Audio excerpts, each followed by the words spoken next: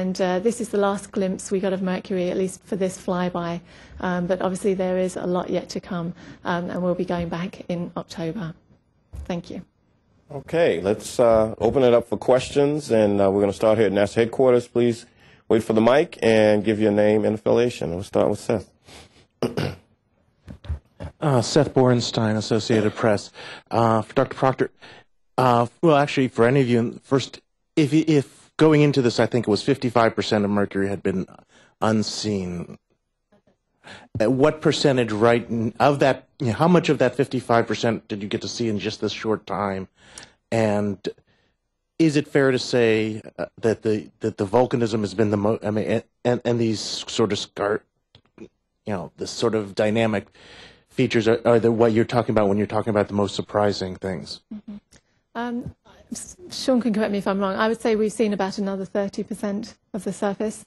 Certainly, some of us were expecting evidence for volcanism, but there are some features that we haven't been able to explain yet, but they do look as if they may have a volcanic origin. The thing now is to try and find the source of these volcanic plains. But yes, that certainly was one of the most surprising things, I think. Just to follow up, I mean, if you see the results of volcanism, one of the obvious things then to look for would be a source of volcanism. Has there been any evidence of any source of volcanism? I mean, sources instead of evidence of past volcanism anywhere? There certainly are some very intriguing features that we are looking at quite closely. It's very preliminary days. Obviously, we've only had the data for a couple of weeks, but we do encourage you to come to the Lunar and Planetary Science Conference in March. We should have more information then. Okay. Warren, did you have a question? Or you?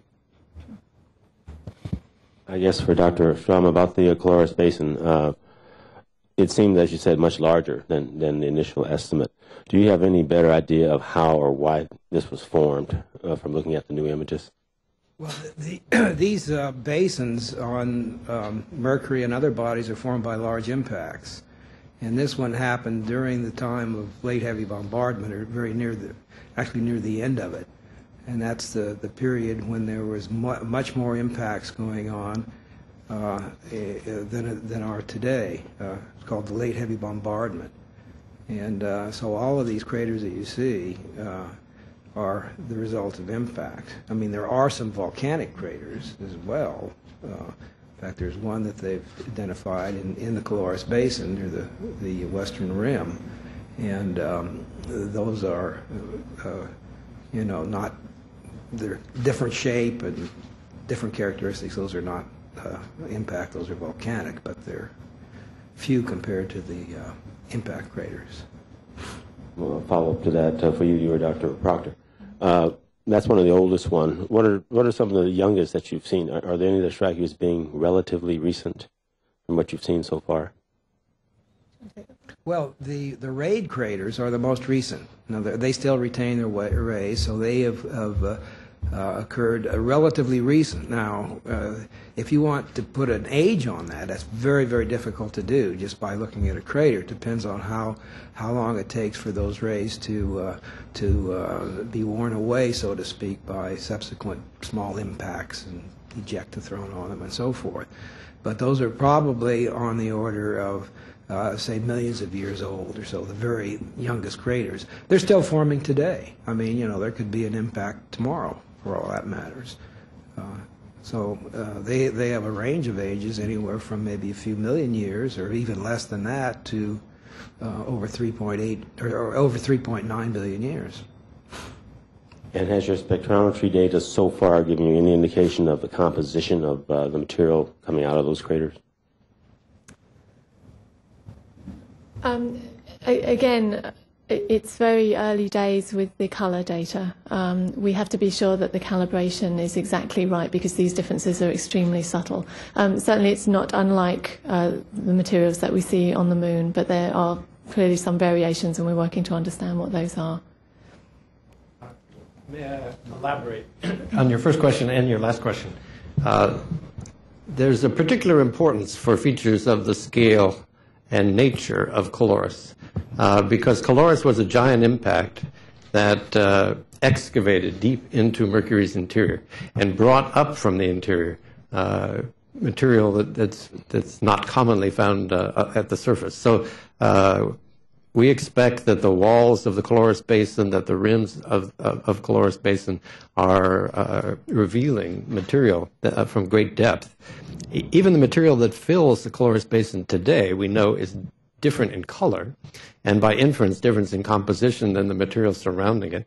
Furthermore, as you might have seen on the images that were shown today, some craters in the middle of Caloris have very dark halos around them, meaning that they themselves have excavated material that's different in composition, in color, and therefore in composition, than the rest of the floor material. So we've got a variety of natural drill cores into Mercury's interior, going back, as Bob Strom said, to nearly 4 billion years ago in the history of this planet, and it's sitting there for us to unravel. Furthermore, Caloris has been the focus for not only the volcanic activity that you've heard about, but a lot of the deformational activity. Remember that the spider feature, which is unlike anything we've seen anywhere in the solar system, is sitting right in the middle of the Caloris Basin, and that is surely telling us something special about the evolution of that window into Mercury's deep interior. Okay, we are now going to go down to the Kennedy Space Center in Florida, where I believe we have a question. You are go, Kennedy. Good afternoon. This is John Bracken, WRDJ in Merritt Island, a local low-power FM radio station. This is going to seem like maybe a simple question, but we have a lot of students listening to our station. And what can you say, and I guess this would be directed to Mr. Strom, so and congratulations on receiving your 30-year Christmas present. What could you say to students that might be interested in or already deeply involved in a science education, and to maybe some words of wisdom or encouragement you might be able to speak to them? Oh, well, science is exciting. That's my words of wisdom.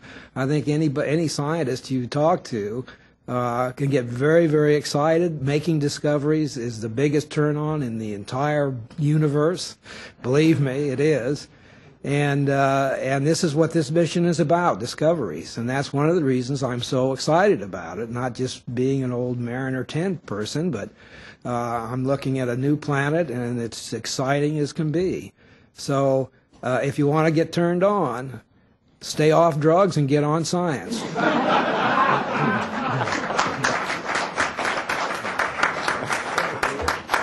Something there. Not everything in science takes 30 years. Jim, did you want to have anything? Did you want to give some words of wisdom on that also? That's a good question indeed, with the students. Science is my drug of choice, if you will. It's been quite stimulating to make new discoveries. And what we're seeing, actually, is a revolution that's going on in our discoveries and our understanding of the origin and evolution of the solar system. Mercury, of course, it has its special place as our first planet. We're quite fascinated by the size of the planet. How did it get to that size, the size of its core, its structure. And Messenger is designed to really uncover those questions. Could I add one more statement to this discussion? Space exploration, you see a bunch of scientists in front of you, but space exploration is a lot more than space science. And we're flying a spacecraft that owes its origin and its livelihood to hundreds of engineers and technicians who designed it, who worried about how it would survive being so close to the sun, how it would survive radiation, how it would live for nearly 8 years, how it would communicate the scientific findings back to the Earth, how it would get launched, how it would find its way billions of miles around the sun 15 times before it got inserted into Mercury orbit 6.5 years after it launched. So there are a lot of ways to contribute to space exploration. Science is one of them, but the engineering of building and operating and maintaining spacecraft is another terrific field.